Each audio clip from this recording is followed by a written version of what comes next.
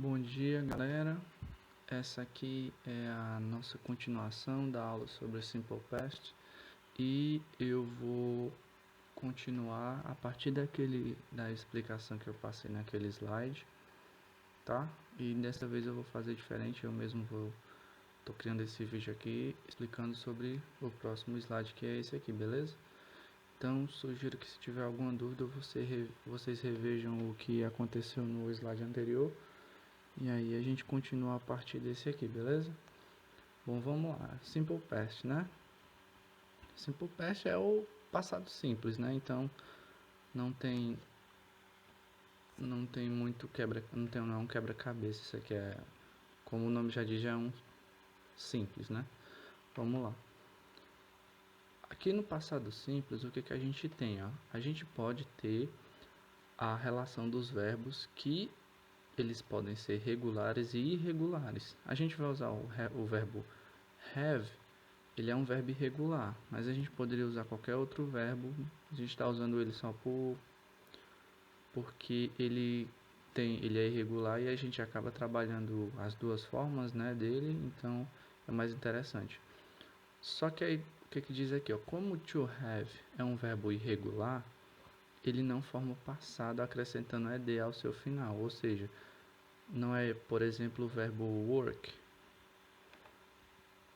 Por exemplo, aqui, ó, o verbo work. O passado de verbo work é o que? É worked. A gente só adiciona o ed. Simples assim. Isso é um verbo regular, quando a gente adiciona o ed. O verbo irregular, ele tem outra forma. E, professor, como é que a gente sabe? Tem uma listazinha que a gente pode usar. Qualquer site de língua inglesa na internet disponibiliza essas listas de verbos irregulares, mas eu vou deixar essa pronta para vocês. Por exemplo, essa aqui é bem completa, tá? Aí a gente pode até procurar os verbos, né? Tá aqui o verbo have, ó. Aí vocês percebem que tem dois passados aqui, ó. Tem o past e o past participle, que é o que?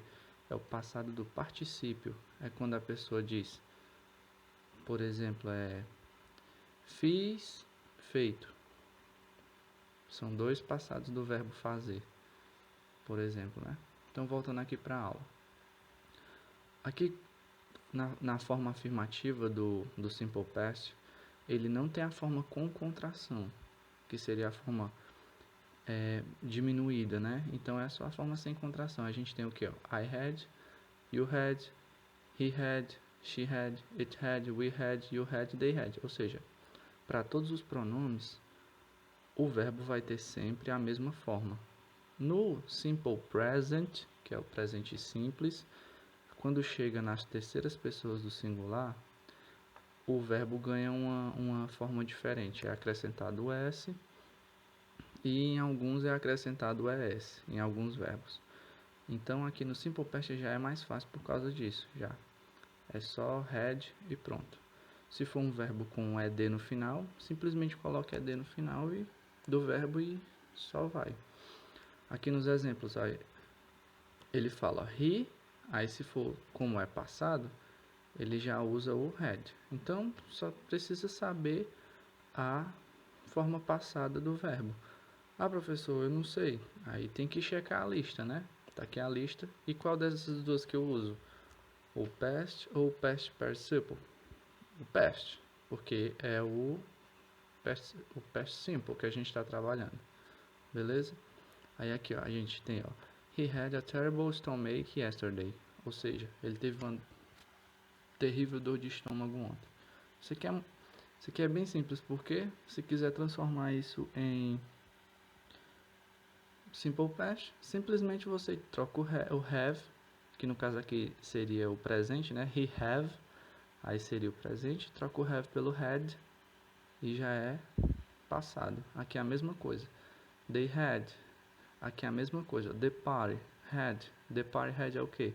The party é o sujeito, só que the party é como se for, é uma coisa que a gente não sabe o gênero. Se a gente não sabe o gênero, ela é como se fosse o pronome it, beleza? Uma coisa interessante é essa palavrinha aqui, ó. Quando você encontrar ache, depois de uma parte do corpo humano, significa dor. Por exemplo, head, que é cabeça, né? E a gente acrescenta ache, é dor de cabeça. Se a gente colocar tooth, que é dente, ache, dor de dente. Beleza?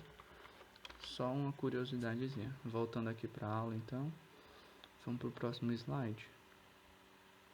Aqui no próximo slide a gente tem a forma negativa e já para a forma negativa a gente tem a forma contraída dela. Por quê? Na forma negativa a gente precisa de duas partículas. A gente precisa do passado do verbo auxiliar do. O verbo do significa fazer. To do significa fazer. Só que ele, quando ele é usado apenas o do, ele é auxiliar. Ou seja, ele está indicando que a pessoa fez alguma ação. Como é no passado, a pessoa fez. Então, o passado de do se torna did. Então, quando você quiser fazer o passado do simple past, a negativa do simple past, você usa o did mais o not. E aí fica assim, ó, fica a forma sem contração, que é o que? I did not, e o verbo com o complemento. Ou, se você preferir, I didn't, que é a forma contraída de did not. E aí, qual que eu uso? Beleza. O did not, ele é usado mais para escrita. Quando você está escrevendo, ele é mais indicado. E o didn't, ele é usado na forma falada, né, do inglês. Então, você escolhe. Como vocês podem ver, a forma de é a mesma para todos os pronomes. Não importa o pronome, vai ser sempre did not ou didn't, ok? Aqui nos exemplos, ó. They didn't. Você não precisa saber se é plural ou singular ou terceira pessoa. Vai ser sempre didn't ou did not. Você escolhe. Aí você coloca o verbo, no caso o verbo é have, e o complemento. They didn't have any choice, ou seja, eles não tinham escolha alguma. Aqui, ó, Ingrid didn't ou did not have a dress, ou seja, o didn't, o verbo e depois o complemento. A dress to wear at the wedding, ou seja, não tinha um vestido para usar um casamento, né? Bem fácil. Próximo slide seria o que? A forma interrogativa. Na forma interrogativa, é a mesma coisa da forma negativa, só que sem o not. Ou seja, você usa o que, ó? O I did have. Isso aqui pode significar a forma afirmativa. Se você quiser a forma interrogativa, você só precisa trocar o did e o pronome de lugar. Então ficaria o que? Did I have, e coloco o ponto de interrogação. Simples assim. Não importa o pronome, não importa o que vier, vai ser sempre assim.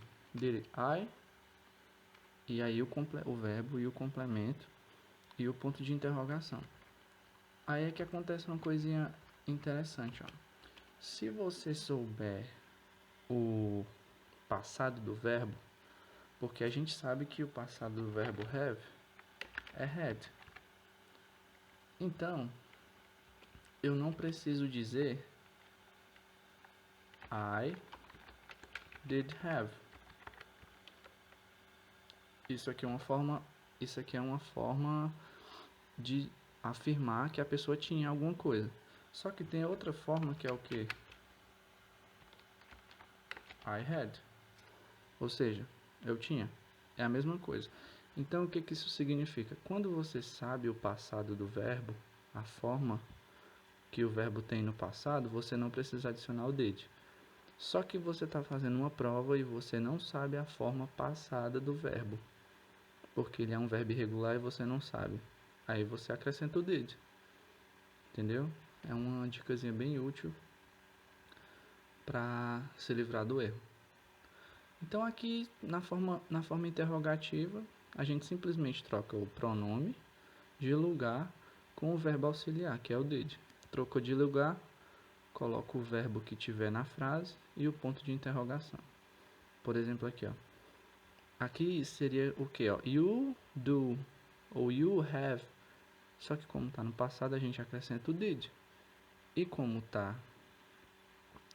não é negativa, a gente já percebe que se tiver o did e não tiver o not, então ele já está falando da forma interrogativa. Então, ó, did you, aí o verbo, e depois o complemento com um ponto de interrogação no final. Aqui é a mesma coisa. A gente já troca de lugar o did com o pronome, coloca o verbo que tiver na frase, no caso é have de novo, e depois o complemento com um ponto de interrogação. Simples assim. Aqui eu passei uma lista de 4 questões, aí vocês vão responder copiar e responder no caderno, aí que é bem simples. Na 1, ó, escreva a forma correta dos verbos regulares. Se é regular, a gente sabe que só precisa colocar o ed no final. Só que tem umas regrinhas, que são quais? Se o verbo terminar, por exemplo, em y, seguido de uma consoante, de uma vogal, a gente só coloca ed. Se antes do y vier uma consoante, por exemplo, aqui em cry, a gente troca o y pela letra i e coloca o ed. Beleza? Se terminar em e, a gente já só precisa colocar o d. Ok? Se não for nenhuma dessas, você simplesmente coloca o ed igual aqui em work. Então aqui você simplesmente vai colocar o ed ou vai colocar a forma certa do ed aqui, aqui, aqui e nas outras alternativas também. Na questão 2, você vai ver esse verbo aqui e vai pesquisar na lista qual é a forma correta do verbo no passado, ou seja, eat. Aí você vem aqui olhar na lista de verbos irregulares, porque eat é um verbo irregular. Aí a gente vai procurando aqui e se você ver, ó, ele tem o que, ó? Ele tem duas formas diferentes. Ele tem ate e eaten. Aí ele tem ate e eaten. Aí você circula elas duas.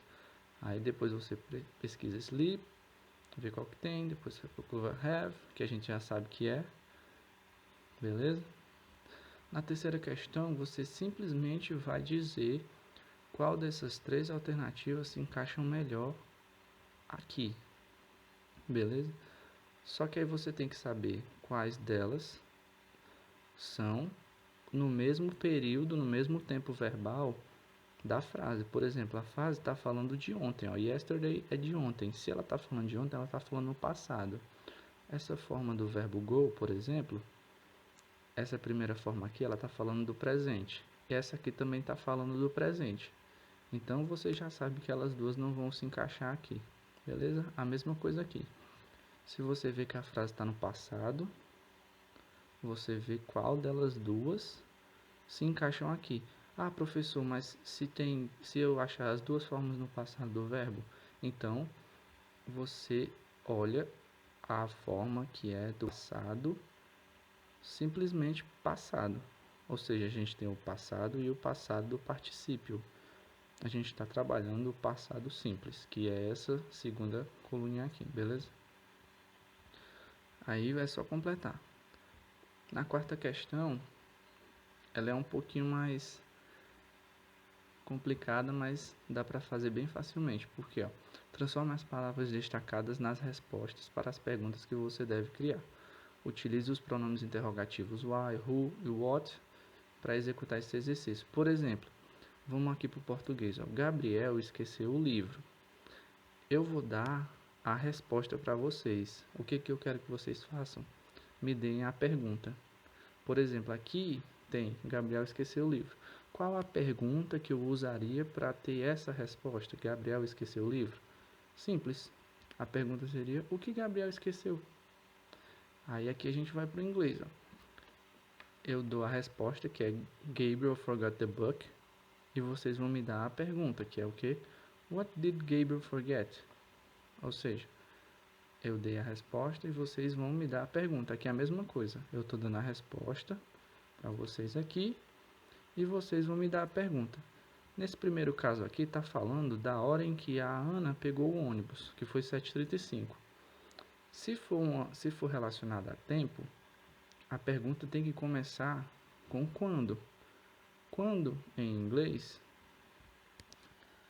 a gente escreve when, ou seja, quando Ana pegou o ônibus, ou seja, when Ana did take the bus. Vamos corrigir aqui. When Anna did take the bus, ou seja, aqui a gente trocou o did pelo o, porque a gente não sabia a forma do verbo, né? Mas ele tem. Mas como eu não lembrei agora, eu coloquei o did. Eu poderia trocar? Nessa situação não, porque eu já estou usando aqui uma troca do pronome interrogativo. Então não dá para trocar aqui e depois trocar aqui. Se o sujeito já vem na segunda posição aqui, eu já não preciso mais trocar, entendeu? Se não tivesse o when aqui, aí sim, eu did Anna take the bus? Tipo assim, ó. Se aqui fosse só desse jeito a frase, aí eu faria o quê? Faria assim. Beleza? Então, anotem aí o que? O pronome interrogativo quando, que é when. Aí, as outras questões são a mesma coisa. Tá aqui a resposta e vocês vão criar a pergunta. Simples assim. E é isso. Eu vou estar disponível a qualquer horário no WhatsApp. Vocês mandam mensagem para mim que eu vou responder imediatamente ou assim que eu puder. Mas, por hoje, essa aula fica por aqui. Então, stay safe, good work. See you later, guys. Bye.